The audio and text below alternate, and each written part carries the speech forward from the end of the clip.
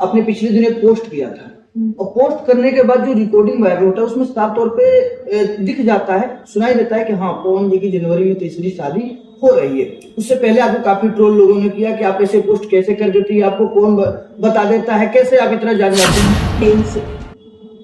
वही वो निवाला खाती थी और आपके चरणों में बैठ करके आपका तेल लगाती थी, आपके बदन में मालिश करती थी।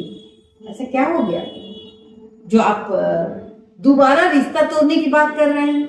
ये गलत, वही सवाल है, ये गलत और ये समाज एक्सेप्ट नहीं करेगा। और मैं बार बार आपसे कहती हूँ, हमने अपने इंस्टाग्राम का यूज किया इसलिए कि ये चीजें, चूंकि पवन सिंह हमारे इंस्टाग्राम को फॉलो करे ना करे वो बातें वहां तक पहुंच जाएंगी। तो मेरा एक मैसेज था कि अगर आप ऐसी सोच रखते हैं तो प्लीज, इतनी खूबसूरत बीवी, इतनी सहनशील महिला पत्नी है, वो आपके रग रग से वाकिफ है। आप क्या कर रहे हैं क्या नहीं कर रहे हैं वो तो वो जानती है।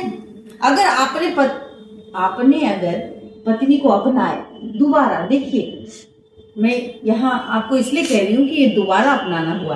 पहला इनका तो मामला चल रहा था कोर्ट में, ये जब हमने दिखाई इन चीजों को, उनके दर्द को दिखाया, तब लोगों ने जाना कि इनके साथ इतनी घटनाएं घट रही हैं। फिर ये मिल जाते हैं, जब ये मिल जाते हैं, जब आपने दोबारा मांग में सिंदूर भरा, जब आप हाथ पकड़ पकड़ के ले जा रहे थे, समाज में अपनी पत्नी को वो प्यार जता रहे थे, तो क्या ये प्यार धोखा था?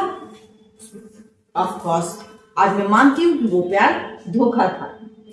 अगर ऐसी बात है तब तो जो समाज है वो कभी शादी पर भरोसा नहीं करेगा, बेटी को कभी शादी नहीं करेगा, किसी के घर विदा नहीं करना चाहेगा। आज पिता पैसे जमा करता है, ये सोचता है कि भाई दामाद अच्छा उतरे, मेरा दामाद ये हो, जो भी दहेज का डिमांड होता है, चाहे वो पीछे से आगे से, लेकिन वो दहेज और इज्जत से उनका मान सम्मान करके शादी करवाता है। राइट? तो यही चीजें हैं। एक सवाल मैम बहुत अहम हो जाता है। देखिए, हम एक जर्नलिस्ट है, एक मीडिया हाउस है, तो मीडिया हाउस को सारी बातों की जानकारी होती है। हाँ, लेकिन बहुत मीडिया चीजों को नहीं दिखाती, उनको इन सब से मतलब नहीं रहता है।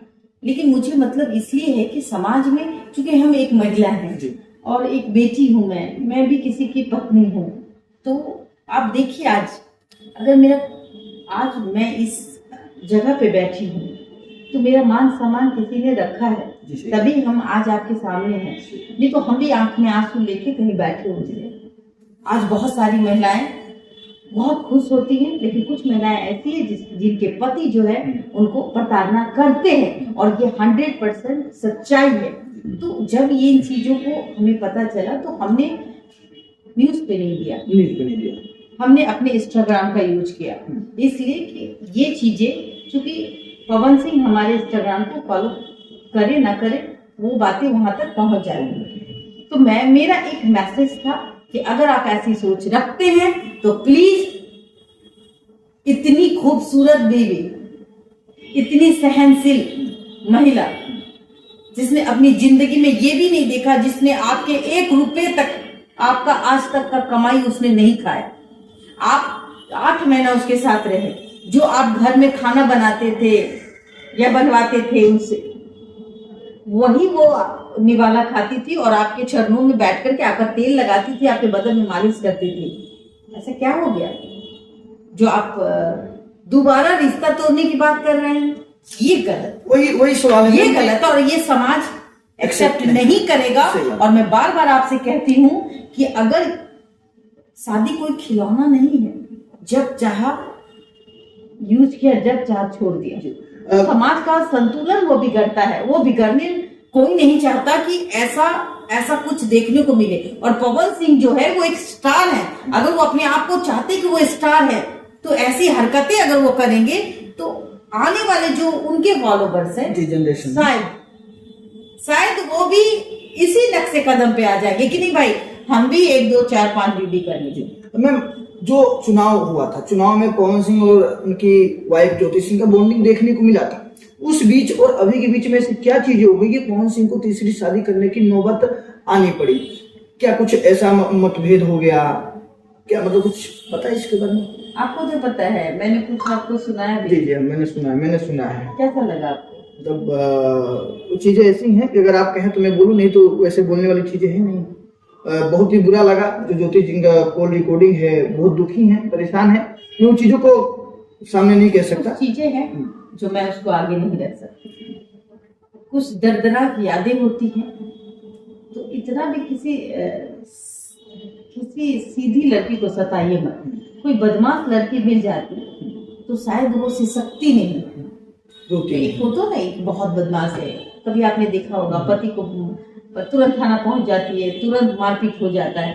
एक बदमाश होती है, गाली गलौज पे भी उतर जाती है। एक ऐसी महिलाएं भी हमने देखी है।